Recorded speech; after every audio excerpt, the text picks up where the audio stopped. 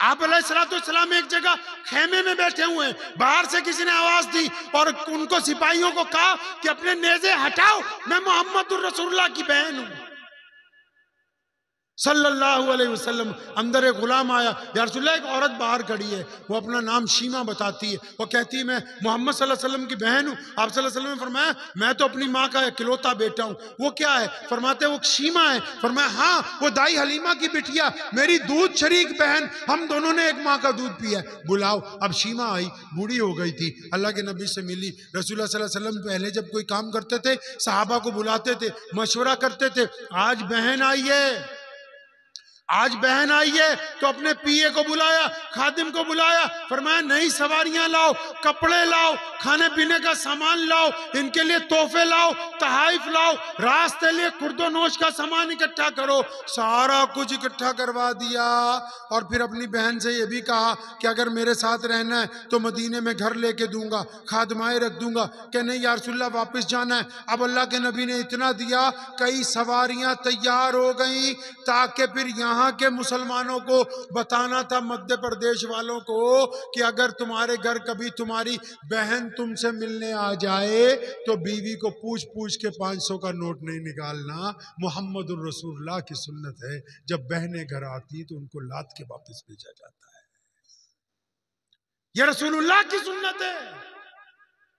कायनात का कोई भी शख्स आज तक प्यारे मोहम्मद अलैहिस्सलाम की तालीमात के मुकाबले में पूरी दुनिया के अंदर कोई नहीं ठहर सका। क्यों? क्योंकि नबी अलैहिस्सलाम इंसान की सामाजिक व्यवस्था की बात करते हैं।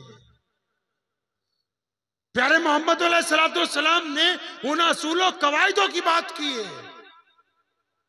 कि जब फतेह मक्का हुआ, जब जंग भी जीत ली, तो मेरा नबी पावर में आने के बाद रहीम बन गए, करीम बन गए, शफीक बन गए। फिर जो भी आता रहा मोहम्मद रसूलुल्लाह सल्लल्लाहु अलैहि वसल्लम उसको माफ फरमाते रहे। प्यारे मोहम्मद अलैहिस्सलाम ने जो तरीक़ेकार कायनात को अता किया है,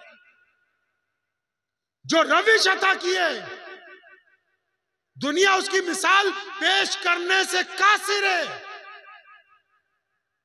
वो वादा जब करते हैं किसी के साथ, एक बद्दू खड़ा है रास्ते में, नबी अलैहिस्सलाम से कह गया कि आप रुक जाएं, मैं आता हूं। नबी अलैहिस्सलाम 3 दिन तक उसका उसी जगह पर इंतजार करते। 3 दिन बाद इत्तेफाक से वहां से गुजरा, उसने देखा नबी अलैहिस्सलाम खड़े, तो प्यारे पैगंबर को कहा कि मैं तो जाके भूल ही गया घर पे कि आपको वहां रोक के आया था। तो प्यारे पैगंबर अलैहिस्सलाम ने कोई एहसान नहीं जताया, फरमाया हाँ तुम्हारे इस अमल से कुछ तकलीफ। आपको पता है कि जिस दिन मक्के में जुल्म की इंतहा हो गई थी, मक्कातुल मुकर्रमा में जब जुल्म की इंतहा हो गई थी, तो मेरे अल्लाह ने कहा था ए मोहम्मद सल्लल्लाहु अलैहि वसल्लम आप मक्का छोड़े, यहां से मदीने के लिए चले। तो उन्होंने ये बात अपने एक दोस्त को कही। पता है ना कौन है दोस्त? मोहम्मद सल्लल्लाहु अलैहि वसल्लम का दोस्त कौन है भाई? अबू बकर है। कौन है जी? जोर से कौन है दोस्त? अभी भी पता नहीं लगा कौन है दोस्त? जोर से। मोहम्मद सल्लल्लाहु अलैहि वसल्लम का दोस्त कौन है भाई? अबू बकर है। कौन है जी?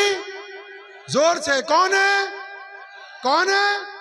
हाँ, मेरे वालिद साहब नारा लगवाया करते थे कि मुस्तफा के हम सफर।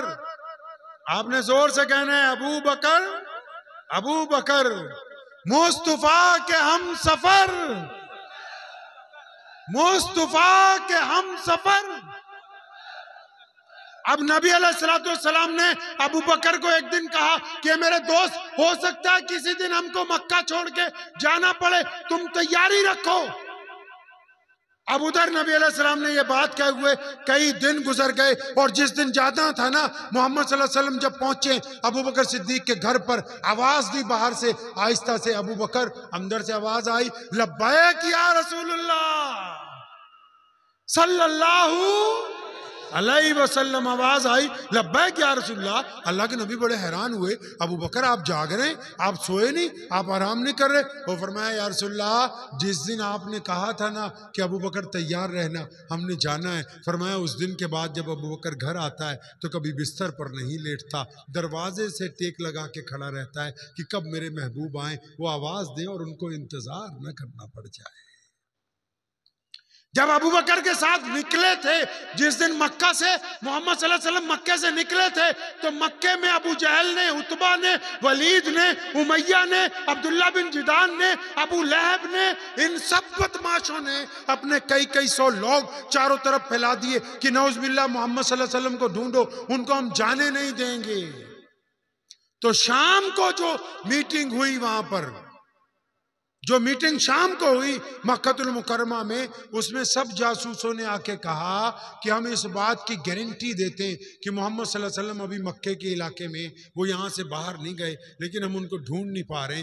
तो 2-3 दिन जब गुजर गए, एक जासूस ने आके अबू जहल को कहा कि मुझे ये तो नहीं पता लगा कि अबू बकर और मोहम्मद सल्लल्लाहु अलैहि वसल्लम दोनों कहाँ हैं, लेकिन ये पता लग गया कि उनको खाना कौन दे के आता है, यह पता लग गया कि उनको खाना कौन पहुंचाता है। तो अबू जहल ने उससे पूछा कौन दे के आता है खाना, तो कहने लगे जी वो अबू बकर की जवान बेटी है ना, अस्मा बिन्ते अबू बकर, वो जाके खाना दे के आती है। अब क्या हुआ, अबू बकर रज़ियल्लाहु अन्हु के घर पहुंच गया अबू जहल, दरवाजा खटखटाया, इत्तेफाक से हज़रत अस्मा रज़ियल्लाहु अन्हा ने दरवाजा खोला।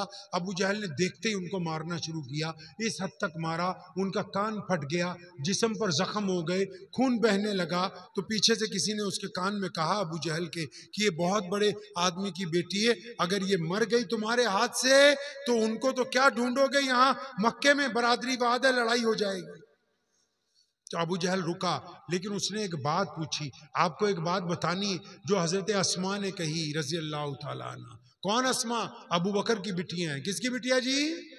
अबू बकर रज़ी अल्लाह अन्हु की बिटियां है। तो जो अस्मा थी ना, उनको अबू जहल ने अपने सामने खड़ा किया, बहुत मारा, जख्मी हो गई थी, कान फट गया था। तो वो अबू जहल उनसे पूछते, अस्मा बता ना कि मोहम्मद सल्लल्लाहु अलैहि वसल्लम कहाँ है। अबू जहल ने जब ये सवाल किया ना, तो सुनो क्या कहती है उम्मत की बेटी, 24 घंटे मोबाइल पे झूठ बोलने वाली कौम, सुने ध्यान से। अस्मा को जब कहा अबू जहल ने कि कहाँ है मोहम्मद सल्लल्लाहु अलैहि वसल्लम, अस्मा रज़ियल्लाहु अन्हा फरमाती मैंने अपने दिल से कहा अस्मा तुझे तो कितनी बार प्यारे पैगंबर अलैहिस्सलाम ने कहा कि अस्मा मेरे बेटी इस्लाम में झूठ बोलना, अरे बोलो तो सही, झूठ बोलना, मैंने कहा ना लोकल मुफ्ती बहुत है, इस्लाम में झूठ बोलना हराम है। तो अस्मा कहती है कि मेरे दिल में ख्याल आया कि अगर मैंने सच बोला तो ये नबी अलैहिस्सलाम को नहीं नुकसान पहुंचाएगा जाके। और फरमाती हैं कि मैंने दिल में फिर ये सोचा अस्मा अगर आप झूठ बोलोगी तो नबी के दीन का क्या होगा। हो गया ना मसला खड़ा। सच बोलती है तो नबी की जात को खतरा है, झूठ बोलती है तो नबी के दीन को खतरा है। अस्मा खड़ी हुई अबू जहल के सामने, पूरी ताकत से कहती है मक्के के सरदार सुन ले आज मेरी बात कान खोल के। कहने लगी सुन ले कान खोल के बात, क्या अस्मा को पता है कि मोहम्मदुर रसूलुल्लाह सल्लल्लाहु अलैहि वसल्लम कहां पर हैं, लेकिन रब्बे काबा की कसम तू अगर मेरी बोटियां भी नुचवा दे तो मुझसे पूछ नहीं सकता कि मोहम्मदुर रसूलुल्लाह कहां है।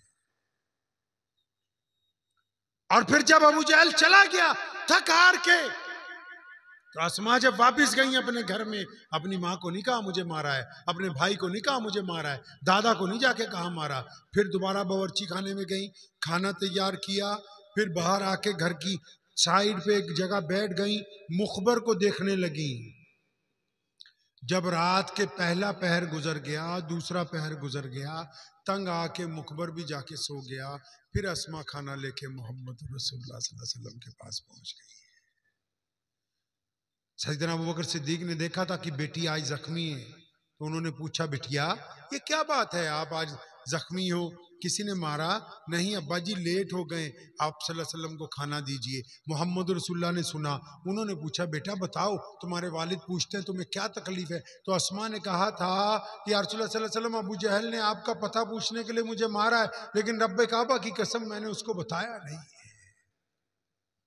नबी अलैहिस्सलाम ने दुआ की थी, फरमाया मैंने सबके बदले चुका दिए, अबू बकर के घराने का नहीं चुकाया, ये कल क़यामत के रोज में अपने रब से लेके दूंगा, अबू बकर के घराने को बतला जाए। अल्लाह को इतना पसंद है सैयदना अबू बकर सिद्दीक रजी अल्लाह तआला अन्हु का मोहब्बत करना अपने प्यारे महबूब मोहम्मद रसूलुल्लाह सल्लल्लाहु तआला अलैहि वसल्लम की ज़ात गिरामी से।